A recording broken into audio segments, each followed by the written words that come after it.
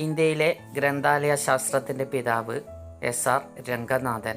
ഇന്ത്യയിലെ ഗ്രന്ഥാലയ ശാസ്ത്രത്തിൻ്റെ പിതാവാണ് SR രംഗനാഥൻ.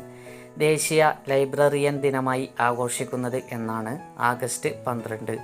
ദേശീയ ലൈബ്രറിയൻ ദിനമായി ആഘോഷിക്കുന്നത് ആഗസ്റ്റ് 12. മുസ്ലിം കാളിദാസൻ എന്നറിയപ്പെടുന്നത് മോയിൻകുട്ടി വൈദ്യർ. മുസ്ലിം കാളിദാസൻ എന്നറിയപ്പെടുന്നത് മോയിൻകുട്ടി വൈദ്യർ. ക്രൈസ്തവ കാളിദാസൻ കട്ടക്കയം ചെറിയാൻ മാപ്പിള. ക്രൈസ്തവ കാളിദാസൻ എന്നറിയപ്പെടുന്നത് കട്ടക്കയം ചെറിയാൻ മാപ്പിള. 1965 ജ്ഞാനപീഠ പുരസ്കാരം ലഭിച്ചതാർക്ക്? ജി ശങ്കരക്കുറുപ്പ്. ജി ശങ്കരക്കുറുപ്പിൻ്റെ ഏത് കൃതിക്കാണ് ജ്ഞാനപീഠ പുരസ്കാരം ലഭിച്ചത്? ഓടക്കുഴൽ. വയലാർ എന്ന പേരിൽ അറിയപ്പെടുന്ന കവി വയലാർ രാമവർമ്മ. ഖസാക്കിൻ്റെ ഇതിഹാസം ആരുടെ രചനയാണ്?